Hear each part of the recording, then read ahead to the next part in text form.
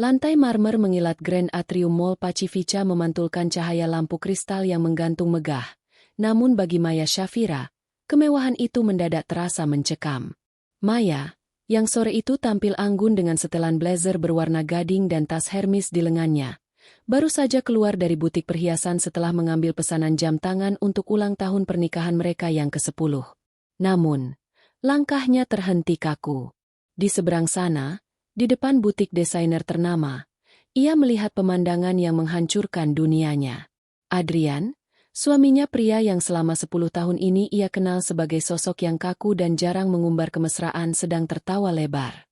Tangan Adrian melingkar posesif di pinggang seorang wanita muda yang mengenakan gaun ketat berwarna merah menyala yang sangat kontras dengan selera elegan Maya. Wanita itu adalah Sally. Maya mengenalnya atau lebih tepatnya, pernah melihat profilnya sebagai salah satu staf pemasaran di perusahaan milik keluarga Maya yang dikelola Adrian. Darah Maya berdesir hebat. Amarahnya memuncak, menembus lapisan kesabaran yang selama ini ia jaga demi martabat keluarga. Tanpa sadar, ia berjalan cepat. Langkah sepatunya yang berujung runcing berdentum keras di atas lantai marmer, seolah memberikan peringatan akan badai yang datang. Adrian? Suara Maya rendah namun tajam, membelah tawa manja Sally. Pasangan itu tersentak. Adrian mematung. Wajahnya yang semula penuh binar seketika pucat pasi. Namun, reaksi Sally sungguh di luar dugaan. Alih-alih melepaskan pegangan atau menunduk malu, Sally justru semakin mengeratkan pelukannya pada lengan Adrian dan menatap Maya dengan dagu terangkat. "Oh, jadi ini istri sah yang sering kamu ceritakan itu, Mas?" Sally berucap dengan nada meremehkan. Suaranya cukup keras hingga menarik perhatian beberapa pengunjung mal yang lewat. "Lepaskan tanganmu dari suamiku," desis Maya. Matanya berkilat penuh api. "Kenapa harus dilepaskan? Mas Adrian sendiri yang minta ditemani belanja hari ini.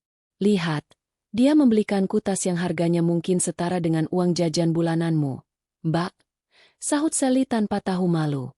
Ia tertawa kecil, sebuah tawa yang terdengar seperti gesekan pisau di telinga Maya.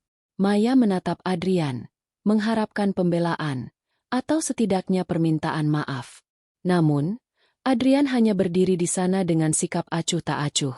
Pria itu justru meluruskan kerah kemejanya, membiarkan dua wanita itu bertikai di depan umum seolah-olah ia adalah piala yang sedang diperebutkan. Ada guratan kebanggaan di wajah Adrian melihat dua wanita cantik bersitegang karenanya.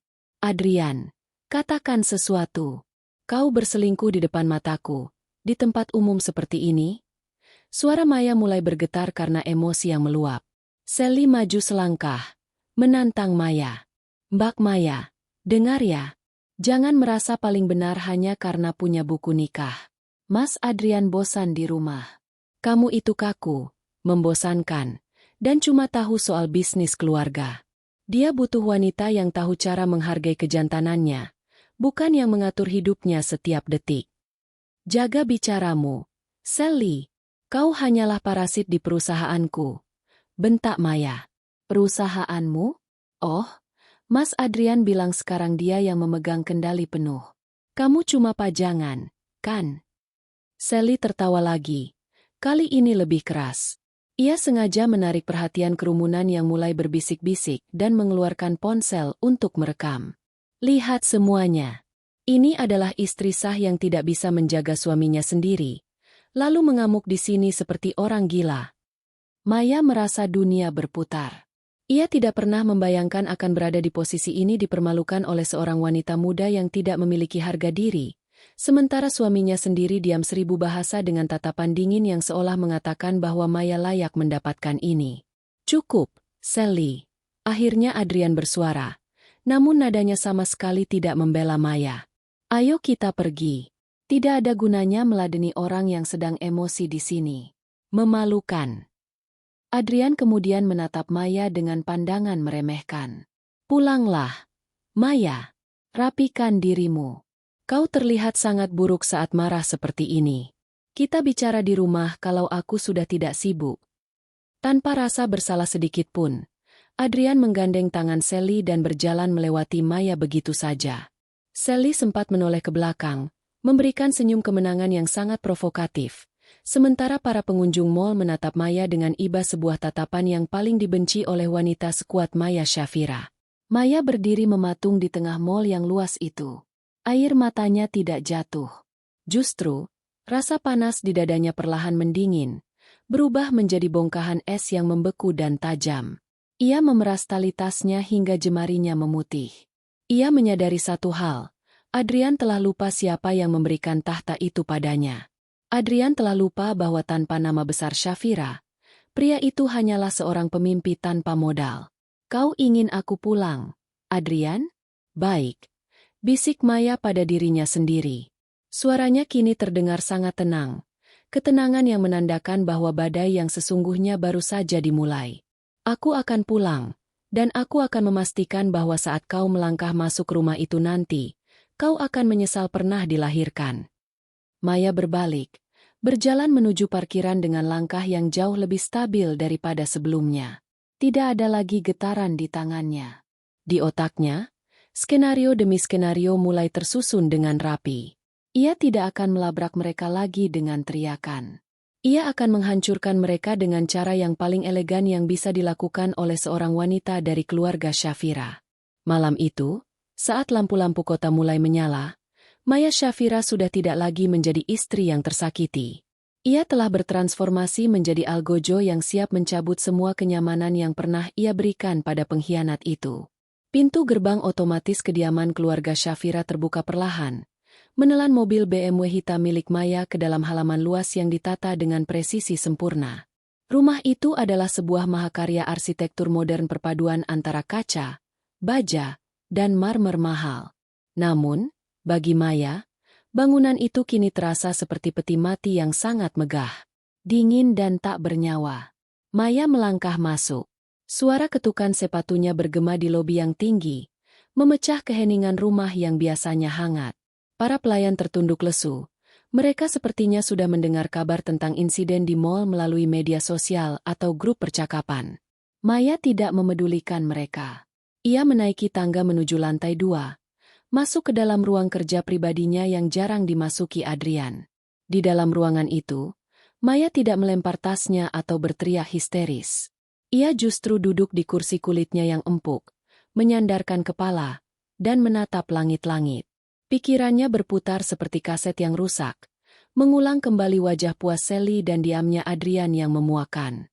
Kau pikir aku lemah, Adrian? Gumamnya lirih.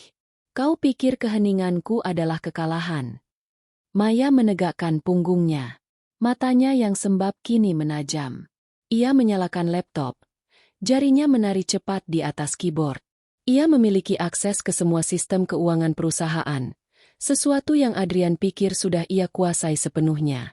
Selama bertahun-tahun, Maya membiarkan Adrian merasa menjadi raja, namun ia lupa bahwa tahta itu berdiri di atas tanah milik keluarga Shafira. Ia mulai membuka folder-folder rahasia yang selama ini ia simpan hanya sebagai tindakan pencegahan. Maya adalah wanita yang teliti. Ia melihat mutasi rekening perusahaan dalam 6 bulan terakhir. Matanya menyipit saat menemukan aliran dana yang tidak wajar, ratusan juta rupiah mengalir ke sebuah rekening atas nama perusahaan cangkang yang ternyata bermuara pada pembelian sebuah unit apartemen mewah di kawasan Jakarta Selatan.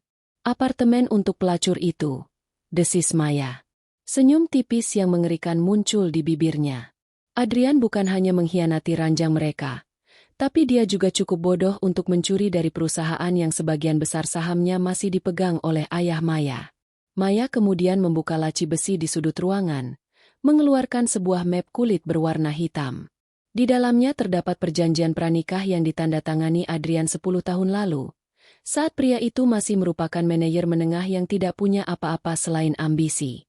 Di sana tertera jelas, segala bentuk perselingkuhan yang terbukti secara hukum akan membatalkan hak pasangan atas aset bersama dan memberikan hak asuh serta kompensasi penuh kepada pihak yang dirugikan.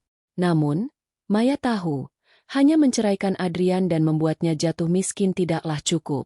Itu terlalu sederhana. Ia ingin Adrian merasakan kehinaan yang sama seperti yang ia rasakan di mal tadi di depan semua orang yang ia banggakan. Tiba-tiba, suara deru mobil terdengar di bawah. Itu mobil Adrian. Maya menarik napas dalam-dalam, merapikan rambutnya yang sedikit berantakan, dan memoles ulang lipstiknya dengan warna merah yang lebih gelap warna perang. Ia menutup laptopnya dan berjalan menuju balkon yang menghadap ke pintu masuk utama. Di bawah sana, Adrian keluar dari mobil dengan wajah yang tampak lelah namun masih terselip keangkuhan. Ia tidak menyadari bahwa setiap langkah yang ia ambil di atas ubin itu adalah langkah menuju jurang yang telah digali oleh istrinya.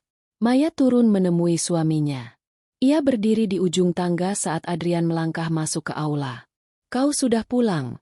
sapa Maya dengan suara yang anehnya sangat lembut. Hampir seperti suara seorang istri yang penuh perhatian. Adrian berhenti. Alisnya bertaut. Ia sudah menyiapkan mental untuk pertengkaran hebat, teriakan, atau mungkin lemparan barang. Melihat Maya yang tenang dan tampak normal, justru membuatnya waspada. "Ya, aku lelah. Jangan mulai lagi soal kejadian tadi. Maya, aku tidak ingin berdebat." Maya berjalan mendekat. Aroma parfumnya yang mahal menyeruak di antara mereka.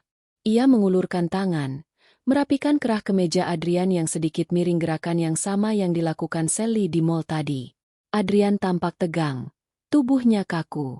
"Aku tidak ingin berdebat, sayang," bisik Maya tepat di telinga Adrian. "Aku sudah merenung. Mungkin kau benar. Mungkin aku terlalu kaku. Mungkin aku yang membuatmu mencari kenyamanan di luar." Adrian tertegun. Ia menatap Maya, mencari-cari kebohongan di matanya. Namun Maya adalah aktris yang luar biasa. "Maksudmu?" "Aku memaafkanmu, Adrian. Dan aku ingin meminta maaf karena telah mempermalukanmu di depan Sally," ucap Maya dengan nada yang sangat tulus hingga hampir membuat dirinya sendiri muak. "Bagaimana kalau kita memperbaiki ini? Aku tahu kau mencintainya. Dan daripada kita bertengkar, bukankah lebih baik kita bicarakan ini dengan kepala dingin? Aku bersedia mengenalnya lebih jauh." Adrian hampir tidak percaya dengan apa yang didengarnya. Ego lelakinya merasa melambung tinggi. Ia berpikir bahwa Maya begitu mencintainya sehingga rela berbagi demi tidak kehilangan dirinya. Kau serius, Maya? Kau tidak sedang merencanakan sesuatu?" Maya tersenyum manis. Sebuah senyuman yang menyembunyikan bisa ular yang mematikan. "Aku hanya ingin kita bahagia. Sebagai tanda damai, aku ingin merayakan ulang tahun pernikahan kita yang ke-10 minggu depan dengan pesta besar. Kita undang semua kolega. Dan bawa Sally juga. Aku ingin menunjukkan pada dunia bahwa aku adalah istri yang besar hati." Adrian tampak ragu sejenak. Namun keserakahannya dan rasa bangganya sebagai pria yang berhasil menjinakkan dua wanita menang. Ia tersenyum lebar dan memeluk Maya. "Terima kasih, Maya. Kau memang istri yang luar biasa. Aku tahu kau akan mengerti." Di dalam pelukan Adrian, mata Maya terbuka lebar, menatap dingin ke arah dinding. Tangannya yang melingkar di punggung Adrian tidak mendekap dengan kasih sayang, melainkan seperti cengkeraman predator pada mangsanya. "Ya, Adrian. Aku sangat mengerti." Batin Maya. "Aku mengerti bahwa untuk menghancurkanmu sepenuhnya, aku harus membuatmu merasa berada di puncak dunia terlebih dahulu. Dan dari puncak itulah, kau akan jatuh ke dasar neraka yang paling dalam." Maya melepaskan pelukan itu, menatap suaminya dengan binar mata yang mematikan. "Istirahatlah. Aku akan mulai menyiapkan undangannya. Ini akan menjadi malam yang tidak akan pernah dilupakan oleh siapapun di kota ini." Saat Adrian berjalan menuju kamar dengan langkah ringan, Maya kembali ke ruang kerjanya. Ia mengambil ponsel dan mendial sebuah nomor. "Halo, Pak Pengacara?" "Ya, ini Maya Shafira. Kita mulai fase pertama. Siapkan semua bukti transfer penggelapan itu. Dan satu lagi. Aku butuh detektifmu untuk mencari tahu semua masa lalu kelam wanita bernama Sally itu. Aku yakin wanita seperti dia punya banyak rahasia kotor." Maya menutup telepon. Matanya tertuju pada kalender di atas meja. Tanggal pesta ulang tahun pernikahan mereka dilingkari dengan tinta merah darah. "Panggung sudah siap, Adrian. Mari kita lihat, seberapa kuat kau bisa bertahan saat topengmu dikuliti di depan semua orang." Matahari pagi menembus celah gorden sutra di kamar utama, Namun kehangatannya tidak sedikit pun menyentuh hati Maya Shafira. Di sampingnya, Adrian masih terlelap dengan napas teratur. Tampak begitu tenang seolah-olah pengkhianatan yang ia lakukan hanyalah sebuah kesalahan kecil yang sudah dimaafkan. Maya menatap wajah suaminya itu dengan tatapan kosong. Dulu, wajah inilah yang menjadi alasannya untuk tersenyum setiap pagi. Sekarang, wajah itu tak lebih dari topeng usang yang ingin ia hancurkan. Maya beranjak pelan, tak ingin membangunkan sang raja yang sedang bermimpi indah di atas tahta palsunya. Ia melangkah menuju ruang kerja, tempat di mana rencana besarnya mulai berdenyut. Di atas meja jati yang kokoh, sebuah amplop coklat besar telah menunggu. Itu adalah kiriman dari Raka, detektif swasta terbaik yang ia sewa dengan harga fantastis. Dengan tangan yang stabil, Maya membuka amplop tersebut. Lembar demi lembar foto dan dokumen keluar. Foto-foto itu memperlihatkan Sally di berbagai tempat, sedang berada di sebuah klub malam kelas bawah, bertemu dengan seorang pria parubaya yang jelas bukan Adrian, hingga sebuah dokumen akta kelahiran dari sebuah desa kecil di pinggiran kota. Jadi, ini wajah aslimu, Sally? Gumam Maya dengan senyum miring yang tajam. Ternyata, Sally bukan sekadar wanita muda ambisius yang jatuh cinta pada bosnya. Sally adalah seorang pemain profesional. Nama aslinya bukan Sally, melainkan Siti Nurhaliza, seorang wanita yang memiliki rekam jejak, menghilang, setelah menguras harta beberapa pria beristri di luar kota. Namun, kali ini Sally salah sasaran. Ia mengira Adrian adalah pemegang kunci brankas keluarga Shafira, padahal Adrian hanyalah pemegang mandat yang bisa dicabut kapan saja. Pintu ruang kerja terbuka sedikit. Adrian muncul dengan kaos oblong dan senyum yang tampak dipaksakan. Pagi. Sayang, kau sudah bekerja sepagi ini. Maya dengan tenang membalikan dokumen-dokumen itu dan menutupinya dengan map lain. Ia menoleh dengan senyum manis yang sempurna. Jenis senyum yang biasa ia gunakan saat menghadapi klien bisnis yang sulit. Hanya memeriksa beberapa laporan keuangan perusahaan. Adrian. Aku ingin memastikan semuanya stabil sebelum pesta besar kita nanti. Adrian mendekat, mencoba memeluk bahu Maya. Maya merasakan bulu kuduknya meremang karena jijik. Namun ia tetap diam. Kau benar-benar luar biasa. Maya, aku tidak menyangka kau bisa sebijak ini menghadapi keadaan kita. Aku janji, setelah pesta ini, aku akan lebih fokus pada kita. Fokus pada kita. Atau fokus pada cara menguras sisa hartaku? Batin Maya. Tentu. Adrian. Oh, omong-omong, aku sudah mengirimkan draft undangan ke vendor. Aku juga sudah memesankan gaun khusus untuk Sally. Aku ingin dia terlihat pantas, bersanding di antara rekan bisnis kita nanti. Aku tidak ingin orang-orang menganggapmu memiliki selera yang rendah. Ucap Maya dengan nada yang sangat membantu. Adrian tertawa kecil, merasa sangat bangga. Di matanya, Maya adalah istri sah yang sudah kalah dan kini berusaha mengambil hatinya kembali dengan cara mengalah. Terima kasih, Maya. Kau memang sangat berkelas. Setelah Adrian keluar untuk mandi, Maya segera menghubungi Pak Baskoro, pengacara keluarga Shafira yang sudah melayani ayahnya selama 3 dekade. Pertemuan diatur di sebuah kafe tersembunyi di pinggiran kota, jauh dari jangkauan mata-mata Adrian. Semuanya sudah siap, Pak Baskoro.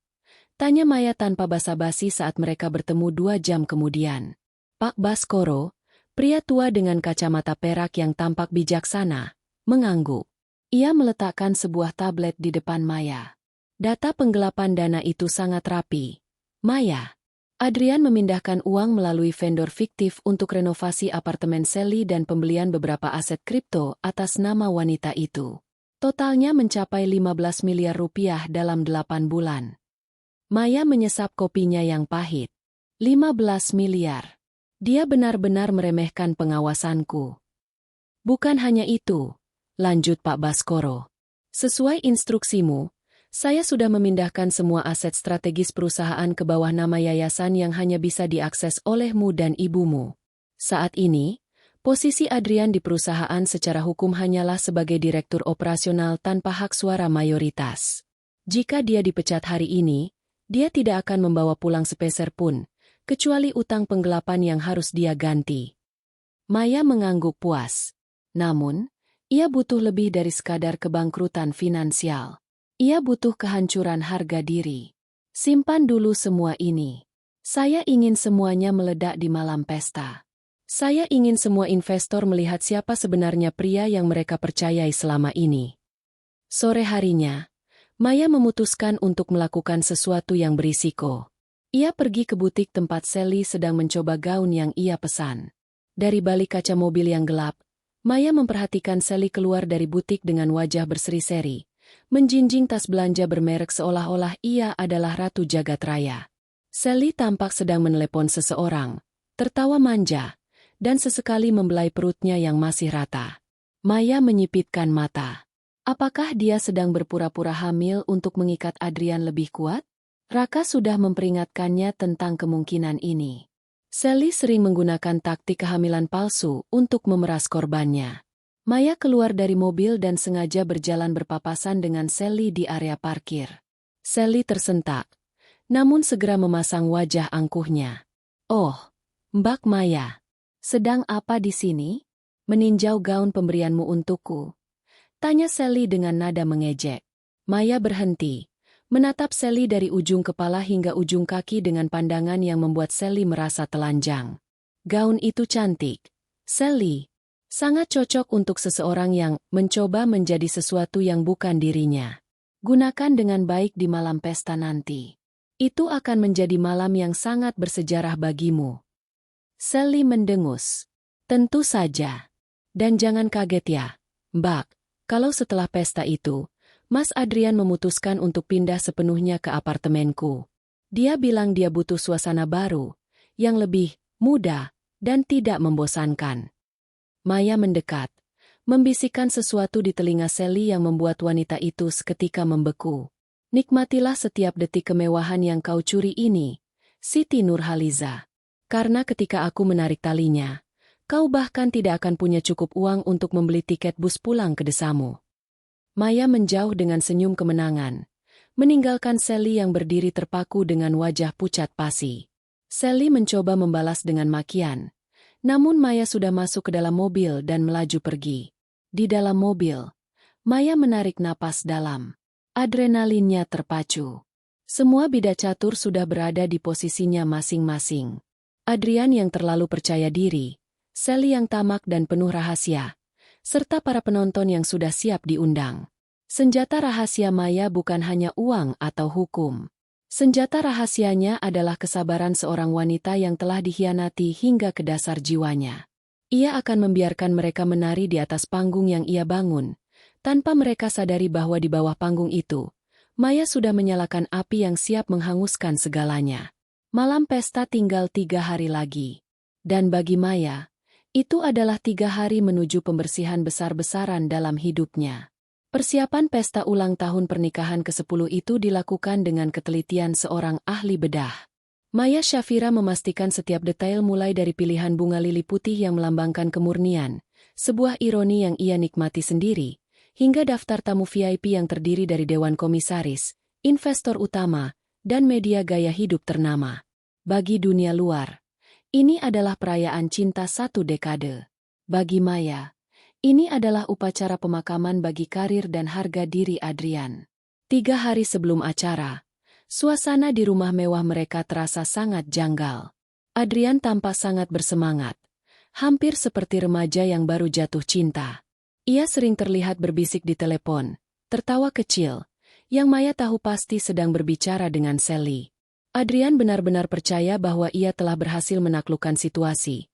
Ia memiliki istri yang patuh dan kaya, serta simpanan yang cantik dan muda. Maya, kau yakin mengundang komisaris utama, Pak Surya? Tanya Adrian sambil mencoba setelan tuxedo barunya di depan cermin besar di kamar mereka. Maya, yang sedang duduk di tepi ranjang sambil menyesap teh herbal, mengangguk pelan. Tentu saja, sayang. Pak Surya adalah sahabat mendiang ayahku. Dia harus melihat betapa suksesnya kau mengelola perusahaan keluarga kami selama ini. Ini panggungmu, Adrian. Adrian tersenyum lebar, membusungkan dada. Kau benar. Aku sudah bekerja keras. Sudah saatnya semua orang mengakui bahwa keberhasilan perusahaan ini bukan hanya karena nama besar ayahmu, tapi karena kepemimpinanku. Maya menunduk, menyembunyikan kilatan amarah di matanya. Nikmatilah kesombonganmu selagi bisa, Adrian. Karena setelah malam ini, kau bahkan tidak akan sanggup menatap wajahmu sendiri di cermin, batinnya. Sementara itu, Sally pun terjebak dalam euforia yang sama. Maya sengaja mengirimkan asisten pribadinya untuk mengantarkan satu set perhiasan berlian, tentu saja itu berlian imitasi kualitas tinggi yang tampak sangat asli dan sebuah gaun malam rancangan desainer ternama ke apartemen Sally. Pesannya singkat, kenakan ini di pesta nanti. Aku ingin kau menjadi wanita tercantik kedua setelah aku. Sally, yang haus akan pengakuan sosial, merasa telah memenangkan segalanya. Ia merasa telah berhasil menggeser posisi Maya di hati Adrian dan kini mulai diterima secara perlahan sebagai calon pendamping sah. Ia bahkan memposting foto kotak perhiasan itu di akun Instagram rahasianya dengan caption, "Ketika sang ratu mengakui kekalahannya dan memberiku mahkota." Maya melihat postingan itu melalui akun palsu. Ia hanya tersenyum dingin. "Mahkota itu adalah jerat lehermu, Siti," bisiknya. Malam yang dinanti akhirnya tiba. The Grand Ballroom di Hotel Mulia telah disulap menjadi taman gantung yang sangat megah. Musik orkestra mengalun lembut, menyambut para tamu yang datang dengan gaun-gaun mahal dan jas formal. Adrian berdiri di pintu masuk, menyalami para petinggi bisnis dengan kepercayaan diri yang meluap-luap. Di sampingnya, Maya berdiri anggun dalam balutan gaun hitam bludru yang memancarkan aura otoritas dan kecantikan yang magis. Beberapa saat kemudian, Sally datang. Sesuai instruksi Maya, Sally muncul dengan gaun merah menyala yang sangat mencolok di antara dekorasi yang bernuansa putih dan emas. Ia berjalan dengan kepala tegak, mengenakan berlian imitasi pemberian Maya yang berkilauan di bawah lampu kristal. Beberapa tamu berbisik-bisik, mengenali Sally sebagai staf kantor. Namun suasana tetap terjaga berkat kehadiran Maya yang tampak menyambutnya dengan senyuman. "Mbak Maya, terima kasih atas hadiahnya. Aku merasa seperti bintang malam ini," bisik Sally saat mereka bersalaman di area koktail. "Kau memang bintangnya, Sally. Semua orang akan menatapmu sebentar lagi," jawab Maya dengan nada yang sulit diartikan. Pesta dimulai dengan makan malam mewah. Di atas panggung utama, sebuah layar raksasa menampilkan foto-foto perjalanan 10 tahun pernikahan Maya dan Adrian.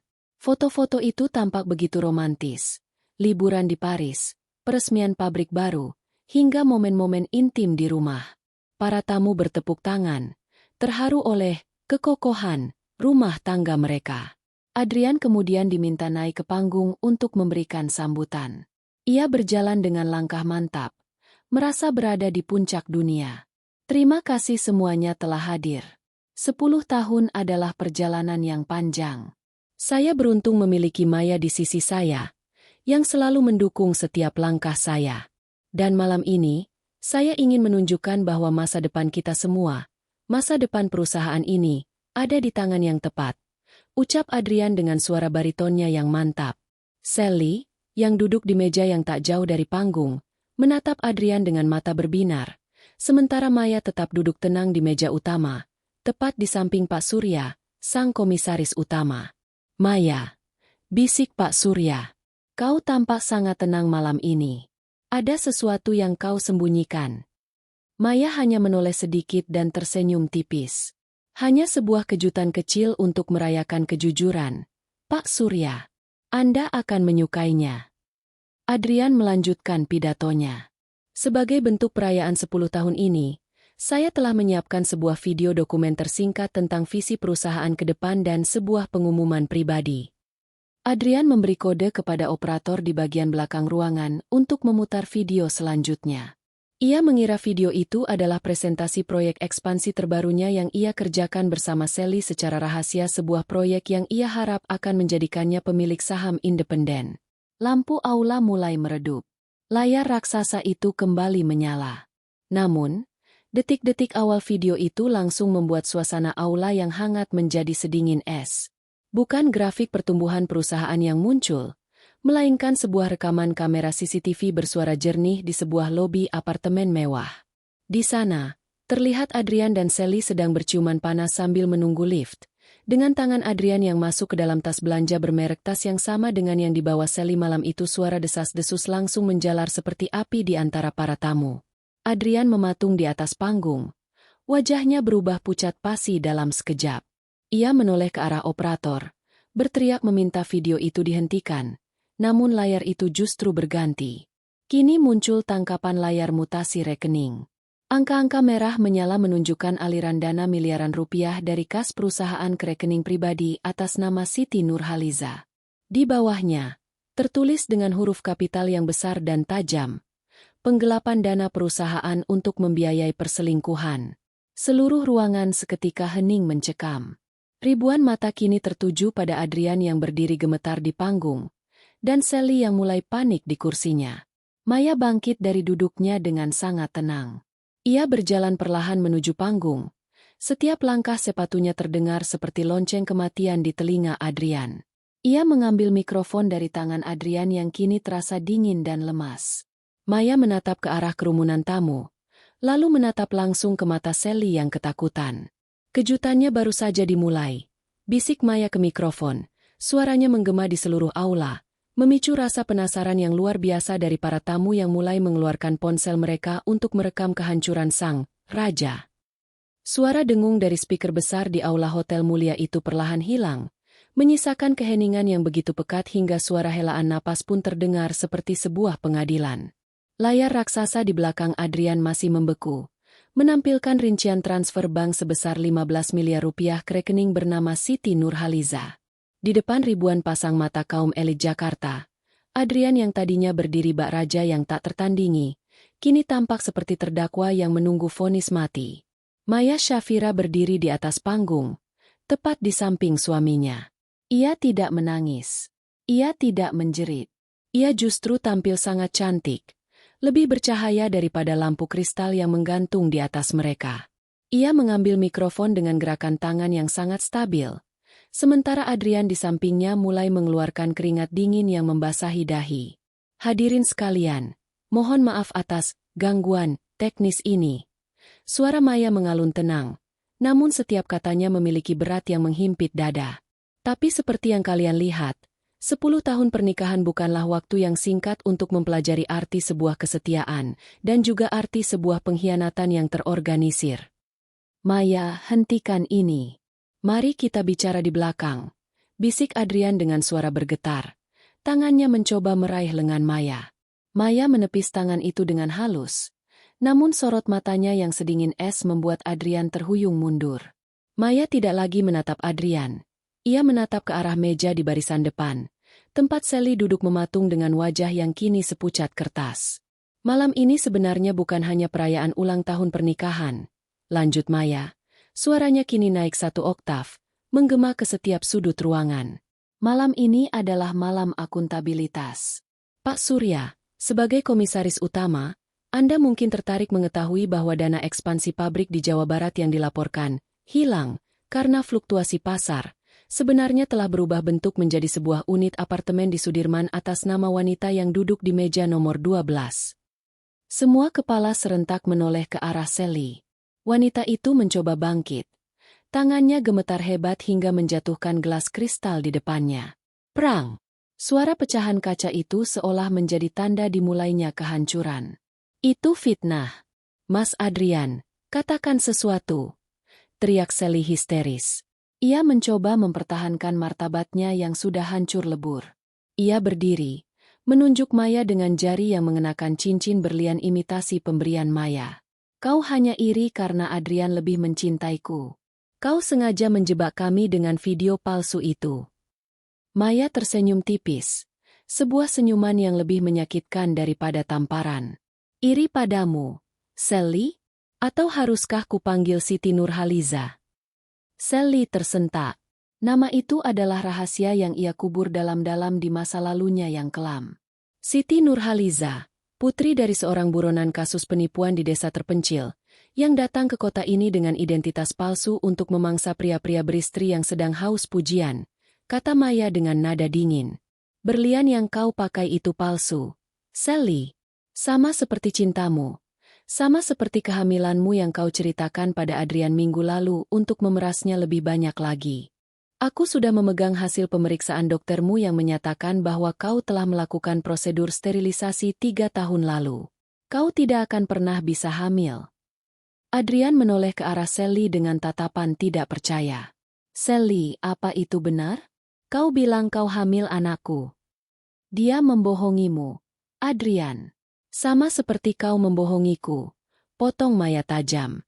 Kalian berdua sangat cocok. Yang satu pengkhianat, yang satu penipu. Kalian adalah pasangan yang sempurna dalam kehancuran. Kerumunan mulai riuh. Kamera-kamera ponsel terus merekam setiap detik adegan itu. Pak Surya bangkit dari kursinya dengan wajah merah padam karena amarah. Sebagai pemegang saham mayoritas dan rekan mendiang ayah Maya, ia merasa dikhianati secara pribadi oleh Adrian. Adrian. Suara Pak Surya menggelegar. Kau telah mencuri dari perusahaan keluarga Syafira. Aku tidak akan membiarkan ini lewat begitu saja. Besok pagi, audit forensik akan dimulai dan kau akan menghadapi tuntutan pidana. Adrian jatuh terduduk di lantai panggung. Kekuatannya hilang seketika. Ia menatap ke arah para tamu, mencari satu saja wajah yang bersimpati padanya. Namun ia hanya menemukan tatapan jijik dan cemoohan. Orang-orang yang tadi menyalaminya dengan hormat kini membuang muka. Sally, yang melihat posisinya terpojok, mencoba melarikan diri menuju pintu keluar. Namun, sebelum ia sempat mencapai lorong, 4 orang pria berpakaian safari hitam petugas keamanan hotel yang sudah diperintah oleh Maya menghadang langkahnya. Nona Siti Nurhaliza, Anda diminta tetap di sini sampai pihak kepolisian datang untuk meminta keterangan terkait dugaan penampasan aset dan pencucian uang, ujar salah satu petugas dengan tegas. Sally berteriak, memaki-maki Maya dengan kata-kata kasar yang menunjukkan kelas aslinya. Kau wanita iblis. Maya, kau akan membusuk di neraka. Maya hanya menatapnya dengan tenang dari atas panggung. Aku mungkin menuju neraka, Sally. Tapi setidaknya aku memiliki kunci gerbangnya, dan aku baru saja menguncimu di dalam sana bersama Adrian. Maya kembali menatap Adrian yang masih bersimpuh di dekat kakinya. Adrian mencoba meraih ujung gaun Maya, memohon dengan suara parau yang menyedihkan. Maya, tolong aku hilaf, ini semua karena dia yang menggodaku, jangan hancurkan aku seperti ini. Maya berjongkok sedikit, mendekatkan wajahnya ke telinga Adrian sehingga hanya pria itu yang bisa mendengarnya. Ingat kata-katamu di mall itu, Adrian? Kau bilang aku terlihat buruk saat marah. Nah, sekarang lihatlah dirimu. Kau tidak hanya terlihat buruk, kau terlihat sangat murah. Dan satu hal lagi, surat cerai sudah ada di tangan pengacaraku. Kau punya waktu 24 jam untuk mengosongkan rumah itu sebelum semua barangmu kubakar di halaman depan. Maya berdiri tegak, merapikan gaun hitamnya yang tanpa noda. Ia tidak menoleh lagi. Dengan langkah yang anggun dan berwibawa, ia menuruni tangga panggung. Para tamu memberikan jalan padanya. Sebuah tanda hormat yang tulus bagi sang ratu yang baru saja merebut kembali tahtanya. Di pintu keluar, Pak Baskoro sudah menunggu dengan sebuah map dokumen di tangannya. Maya mengambil map itu, lalu menoleh sekilas ke arah aula yang kini penuh dengan kekacauan Adrian yang meratap dan Sally yang dipaksa duduk oleh petugas keamanan. Apakah semuanya sudah selesai, Maya? Tanya Pak Baskoro pelan. Maya menatap ke arah langit malam di luar hotel yang luas. Ini belum selesai, Pak Baskoro. Ini baru saja dimulai. Aku ingin memastikan mereka tidak hanya jatuh, tapi mereka benar-benar lenyap dari radar sosial manapun. Maya masuk ke dalam mobil limosinnya. Saat mobil itu melaju meninggalkan kerlap-kerlip lampu hotel, Maya menutup matanya sejenak. Beban 10 tahun itu akhirnya terangkat. Namun ia tahu, bagian tersulit bukan menghancurkan mereka, tapi membangun kembali puing-puing hatinya sendiri. Namun, satu hal yang pasti, Maya Syafira tidak akan pernah lagi menjadi korban. Fajar menyingsing di ufuk Jakarta. Namun bagi Adrian, cahaya matahari itu terasa seperti api yang membakar kulitnya. Ia terbangun di sebuah sofa lobi hotel dengan pakaian yang kusut dan napas yang berbau alkohol. Setelah keributan di pesta semalam, Pihak keamanan hotel mengusirnya dengan kasar atas perintah Pak Surya. Ia tidak memiliki tempat tujuan. Ponselnya terus bergetar, namun bukan berisi pesan dukungan, melainkan ratusan notifikasi dari grup WhatsApp keluarga, rekan bisnis, dan berita headline media sosial yang menampilkan wajah hancurnya di atas panggung. Adrian mencoba bangkit. Kepalanya berdenyut hebat. Ia meraba sakunya, mencari kunci mobil. Namun, saat ia melangkah ke area parkir valet, petugas di sana menatapnya dengan pandangan dingin yang belum pernah ia terima sebelumnya. "Maaf, Pak Adrian. Mobil Mercedes-Benz hitam itu sudah ditarik oleh pihak perusahaan atas instruksi Ibu Maya Syafira 1 jam yang lalu," ujar petugas itu datar. "Apa? Itu mobilku. Aku yang memakainya setiap hari," bentak Adrian, mencoba mempertahankan sisa-sisa wibawanya. "Surat-suratnya atas nama PT Syafira Global, Pak. Dan status Anda di perusahaan tersebut sudah dinonaktifkan per pukul 00 tadi malam. Ini ada titipan kunci untuk Anda." Petugas itu menyerahkan sebuah kunci motor metik tua motor yang biasanya digunakan oleh pesuruh kantor. Adrian ternganga. Ia merasa seperti baru saja ditampar oleh kenyataan. Dengan sisa keberanian yang ada, ia memanggil taksi dan menuju ke rumah mewah mereka di kawasan Menteng. Ia yakin, setidaknya ia masih punya hak atas rumah itu. Namun, pemandangan di depan gerbang rumahnya membuatnya nyaris pingsan. 2 buah truk sampah besar terparkir di depan gerbang. Beberapa orang pria bertubuh tegap sedang sibuk mengeluarkan koper-koper besar dan kantong plastik hitam dari dalam rumah. Di teras depan, Maya berdiri dengan kacamata hitam, memegang secangkir kopi, seolah sedang mengawasi pembersihan rutin. "Maya, apa-apaan ini?" teriak Adrian sambil berlari mendekat. "Kau tidak bisa mengusirku dari rumahku sendiri." Maya menurunkan kacamatanya sedikit, menatap Adrian dari atas sampai bawah dengan tatapan yang sangat menghina. "Rumahmu? Coba kau ingat-ingat lagi, Adrian. Tanah ini adalah warisan kakekku. Bangunan ini dibangun dengan dana hibah dari ibuku. Nama yang tertera di sertifikat adalah Maya Syafira. Kau hanya menumpang selama 10 tahun. Tapi aku suamimu. Kita punya harta gono gini." Maya mengeluarkan sebuah map dari meja di sampingnya dan melemparkannya ke arah Adrian. Dokumen itu jatuh berserakan di aspal yang panas. "Baca lagi perjanjian pranikah yang kau tanda tangani dengan sombongnya 10 tahun lalu. Di sana tertulis jelas, jika terjadi perzinahan yang dibuktikan dengan bukti hukum, pihak yang bersalah melepaskan semua hak atas aset yang diperoleh selama pernikahan. Dan video semalam? Itu lebih dari cukup untuk membuatmu keluar dari sini dengan hanya mengenakan pakaian yang melekat di tubuhmu." Adrian gemetar saat membaca lembaran itu. Ia benar-benar lupa akan detail itu karena selama ini ia merasa sudah memegang kendali penuh atas hati Maya.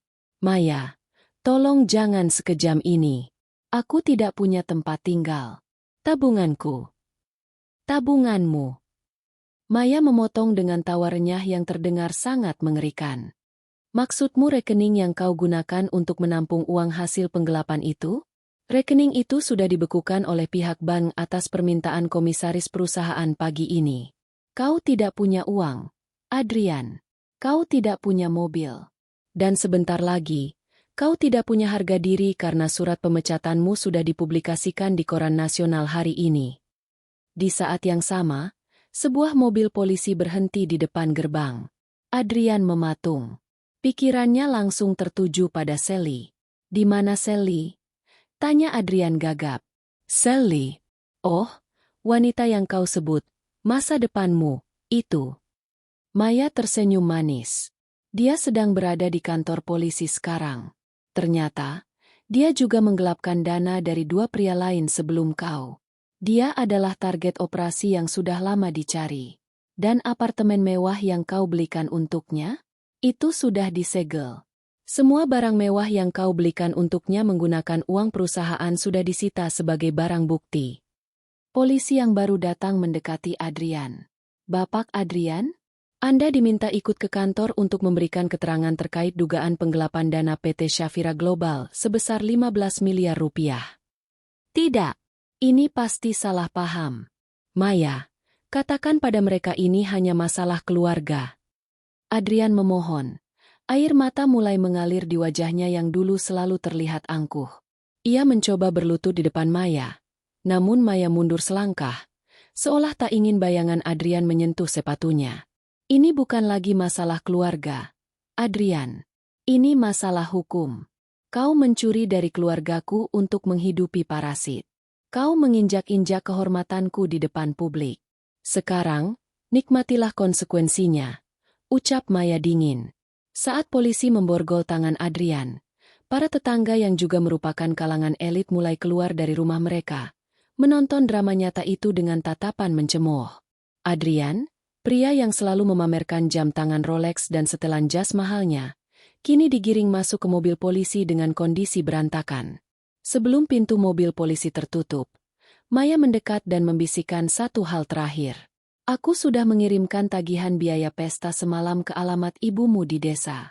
Karena kau menggunakan anggaran promosi perusahaan untuk pesta pribadi, maka itu dianggap sebagai utang pribadimu. Selamat berjuang dengan kemiskinan, Adrian. Itu adalah tempat aslimu. Mobil polisi itu melaju pergi, meninggalkan Adrian yang meraung frustrasi di dalamnya. Maya menarik napas panjang, menghirup udara pagi yang kini terasa jauh lebih bersih. Ia masuk kembali ke dalam rumahnya, melewati tumpukan sampah berisi pakaian-pakaian mahal Adrian yang akan segera dibuang ke tempat pembuangan akhir. Namun, di tengah kepuasannya, ponsel Maya berdering. Sebuah nomor tak dikenal mengirimkan sebuah pesan singkat yang membuat jantungnya berdegup kencang. Kau pikir ini sudah berakhir, Maya? Kau baru saja menghancurkan hidup seorang wanita yang tidak punya beban untuk kehilangan apapun lagi. Tunggu pembalasanku. Maya menatap pesan itu dengan dahi berkerut. Pesan itu dari Sally. Ternyata, meski sudah di titik terendah, ular itu masih mencoba mengeluarkan bisanya. Maya tersenyum tipis. Ia tidak takut. Justru, ia merasa tertantang. Baguslah, gumam Maya sambil menghapus pesan itu. Aku lebih suka musuh yang terang-terangan menyerang daripada pengkhianat yang menusuk dari belakang. Maya kemudian menelepon Raka, detektifnya. Raka, pastikan Sally tidak mendapatkan jaminan penangguhan penahanan. Dan cari tahu siapa yang membantunya mengirim pesan ini dari dalam sel. Satu persatu, bidak catur di papan itu mulai jatuh. Maya Shafira berdiri di tengah istananya yang kini sunyi, namun ia merasa lebih kuat dari sebelumnya. Sang raja sudah jatuh tanpa mahkota, dan sekarang, sang ratu akan memerintah dengan caranya sendiri. 6 bulan telah berlalu sejak malam yang menghancurkan itu. Jakarta tetaplah Jakarta yang bising, namun bagi Maya Shafira, dunia kini terasa jauh lebih lapang. Ia tidak lagi dikenal sebagai istri Adrian, melainkan sebagai CEO Shafira Holding yang bertangan dingin. Di bawah kepemimpinannya, perusahaan keluarga yang sempat hampir digerogoti oleh rayap-rayap keserakahan itu kini pulih, bahkan melambung lebih tinggi. Pagi itu, Maya duduk di kursi kebesarannya di lantai 45. Ia menatap pemandangan kota melalui dinding kaca. Di atas mejanya, sebuah surat kabar menampilkan berita kecil di kolom kriminal. Mantan Direktur Operasional Perusahaan Properti divonis 8 tahun penjara atas kasus penggelapan. Di bawahnya, ada berita tentang Sally alias Siti Nurhaliza yang divonis lebih berat karena kasus penipuan beruntun dan pemalsuan identitas. Maya menyesap kopinya, tidak merasakan kesedihan, tidak juga kegembiraan yang meluap. Hanya ada rasa lega yang tuntas. Namun, ia tahu masih ada satu, sampah, yang belum benar-benar ia bersihkan dari pikirannya. Sore harinya, Maya meminta supirnya untuk mengantar ke sebuah kawasan pinggiran kota yang kumuh. Ia turun di depan sebuah rumah petak yang sempit dan berbau lembab. Di sanalah, setelah melalui proses hukum yang melelahkan, Adrian tinggal sementara sebelum dipindahkan ke lembaga pemasyarakatan setelah putusan kasasinya ditolak. Adrian sedang duduk di teras kecil yang kotor, mengenakan kaos oblong yang sudah bolong di beberapa bagian. Ia sedang makan mie instan dari mangkuk plastik. Ketika melihat mobil mewah berhenti dan Maya turun dengan keanggunan yang menyilaukan, Adrian tersedak. Ia menjatuhkan mangkuknya. Matanya membelalak penuh ketakutan dan kerinduan yang sakit. Maya? Suaranya parau. pecah oleh kehinaan. Maya tidak mendekat. Ia berdiri cukup jauh agar debu tempat itu tidak mengotori sepatunya. Aku datang hanya untuk memastikan satu hal, Adrian. Adrian mencoba bangkit. Kakinya gemetar. Maya, maafkan aku. Tolong tarik tuntutanmu. Aku sudah hancur. Aku tidak punya apa-apa lagi. Sally, wanita itu benar-benar iblis. Dia menguras habis sisa uang yang aku sembunyikan sebelum dia ditangkap. Aku mohon, beri aku kesempatan kedua. Maya menatapnya dengan pandangan yang datar, seolah sedang melihat serangga yang terjepit di bawah mikroskop. Kesempatan kedua hanya diberikan kepada mereka yang melakukan kesalahan, Adrian. Bukan kepada mereka yang menjadikan pengkhianatan sebagai gaya hidup. Tapi kita punya 10 tahun, raung Adrian. Air mata mulai mengalir di pipinya yang kuyu. Tidakkah itu berarti apapun bagimu? 10 tahun itu adalah investasiku yang paling gagal, sahut Maya tenang. Tapi setidaknya, aku belajar cara memutus kerugian. Aku kesini hanya ingin memberitahumu. Rumah kita yang dulu, sudah kuratakan dengan tanah kemarin. Aku akan membangun panti asuhan di sana. Aku tidak ingin ada satupun jejak napasmu tertinggal di atas tanah keluargaku. Adrian jatuh berlutut, menangis terseduh-seduh di atas tanah yang becek.